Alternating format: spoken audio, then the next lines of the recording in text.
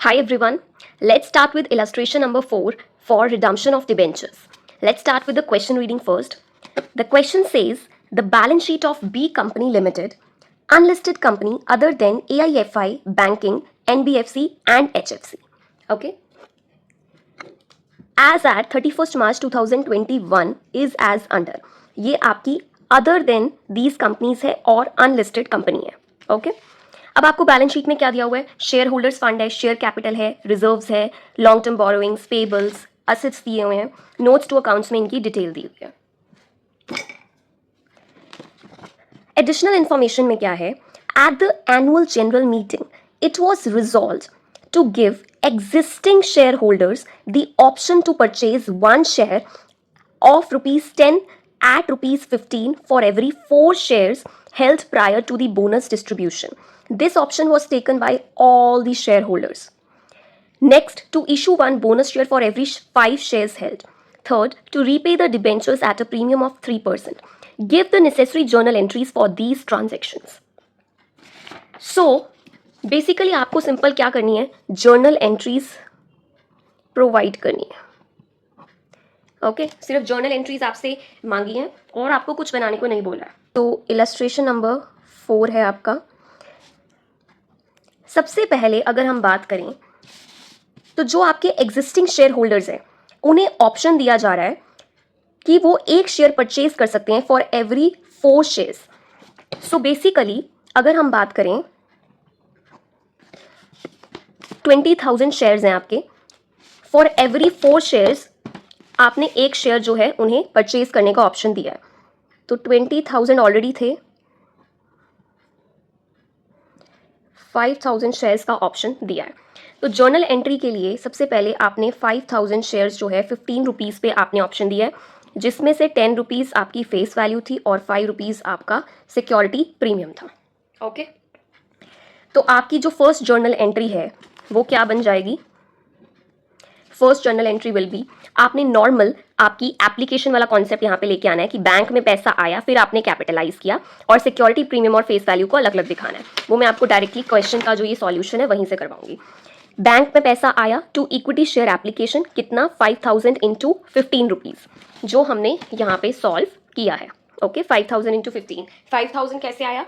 क्योंकि यहाँ पर क्वेश्चन में लिखा है कि जो एग्जिस्टिंग शेयर होल्डर्स हैं, एग्जिस्टिंग शेयर होल्डर्स कितने हैं? 20,000. उन्हें ऑप्शन दिया to purchase 1 share for every 4 shares. तो आपके 1/4 में 5,000 शेयर्स हो जाते हैं जो आपने उन्हें ऑप्शन दिया है. राइट. अब जो 5,000 शेयर्स हैं वो आप कितने में दे रहे हो? 15 में. तो उसकी फेस वैल्यू 10 है, तो 5 रुपीज़ का क्या हो गया? Security premium. तो इस तरीके से आप इसे अलग से दिखा देंगे. Share application account debit 75,000, face value में आपकी इक्विटी शेयर कैपिटल, बाकी सिक्योरिटी प्रीमियम में आपका बैलेंस चला जाएगा. ठीक है, ये बहुत ही सिंपल सा एक कॉन्सेप्ट है जो आप इक्विटी शेयर्स के चैप्टर में इसी यूनिट के अंदर कर चुके हैं. ओके, इसमें कुछ अलग नहीं है. अब आ जाओ नेक्स्ट पॉइंट पे.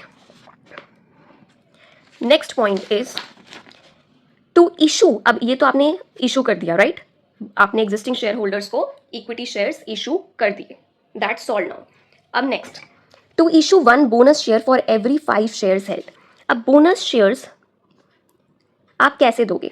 पहले आपके 20,000 शेयर्स हैं, बस इसी पॉइंट के लिए ही मैंने ये क्वेश्चन सॉल्व करवाया.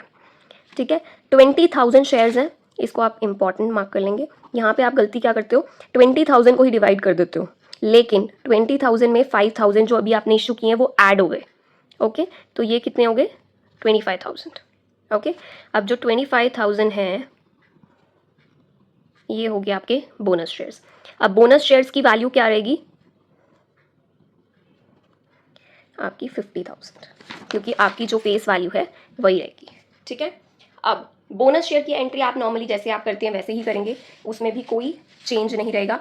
आपको बस यहाँ पे नंबर ऑफ बोनस शेयर्स और वैल्यू ऑफ बोनस शेयर्स पता होनी चाहिए. Okay, simple. आप बैलेंसेस यूटिलाइज करेंगे. यहाँ पे अभी आपके पास सिक्योरिटी प्रीमियम में बैलेंस आया 25,000, बाकी आप प्रॉफिट एंड लॉस अकाउंट से यूज़ करेंगे. ओके, अभी अगर आप अपनी बैलेंस शीट देखोगे तो वहाँ पर आपको सिर्फ और सिर्फ रिजर्व्स एंड सरप्लस ही दिया हुआ है 1,20,000 में.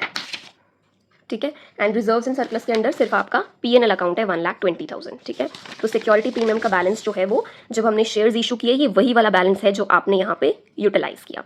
उसके बाद remaining balance 25,000 you will going to utilise from P&L account.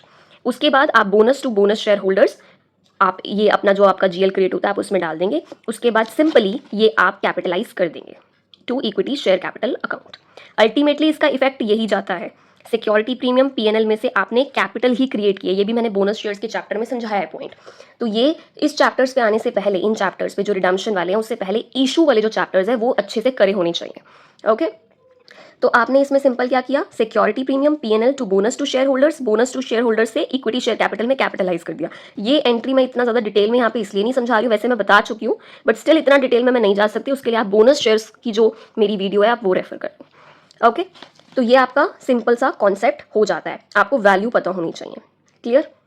अब हम आते हैं अपने थर्ड पॉइंट पे। हमारा थर्ड पॉइंट क्या कहता है, to repay the debentures at a premium of 3%। ठीक है, तो आपने अब इसमें रीपेमेंट करनी है डिबेंचर्स की एट अ प्रीमियम ऑफ 3%। अब इससे पहले आपकी जो ये लाइन है कि ये अनलिस्टेड है, अदर देन दीज कंपनीज है, इससे आपको रिडम्पशन ऑफ डिबेंचर्स का वो वाला पॉइंट याद आ जाना चाहिए जिसमें आप अपनी दो चीज़ें करते हैं, एक डीआरआर, दूसरा डीआरआई।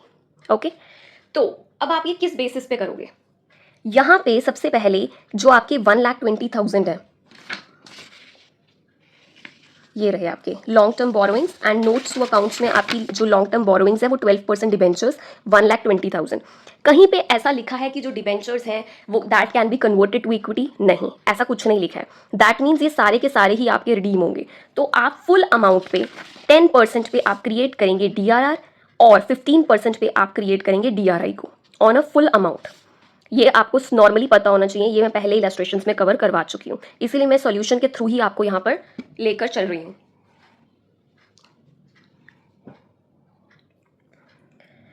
तो अब डीआरआर हम किससे क्रिएट करते हैं, पीएनएल, पीएनएल टू डीआरआर आपने 10% जो है क्रिएट कर देना है ऑफ लॉन्ग टर्म बोरोइंग्स, जो आपकी टोटल डिबेंचर्स की अमाउंट है।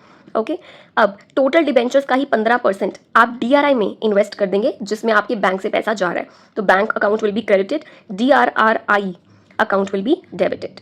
अब रिडम्पशन की एंट्री क्या रहेगी, सिंपल, डिबेंचर्स जो आपकी लाइबिलिटी है 12% डिबेंचर्स वो आप डेबिट कर देंगे क्योंकि लाइबिलिटी खत्म हो रही है, टू डिबेंचर होल्डर्स आप पे कर देंगे।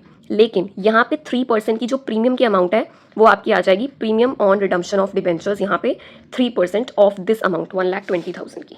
ठीक है, तो सिंपल ही है, मुझे पता नहीं क्यों बहुत ही आसान लग रही है, और मेरा ऐसा कोई वो नहीं बन रहा है कि हाँ मैं आपको इसको और डिटेल में लेके जाऊँ, क्योंकि ये सारे पुराने चैप्टर से लिंक्ड है, पुरानी इलस्ट्रेशन से लिंक्ड है।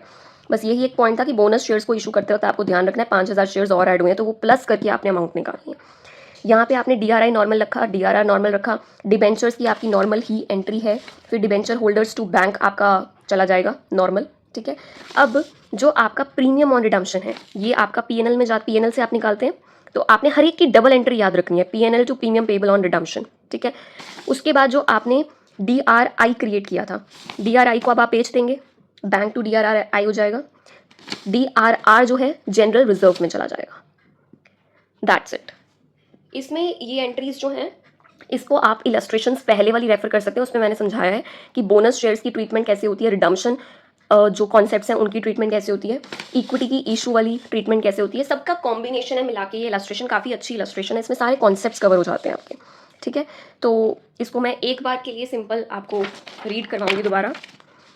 ये यहाँ पर आप वीडियो स्टॉप कर सकते हैं जिन्हें समझ आ गया, जिसको एक बार रिवाइज करना है तो वो एक बार दोबारा देख सकते हैं इस पॉइंट को।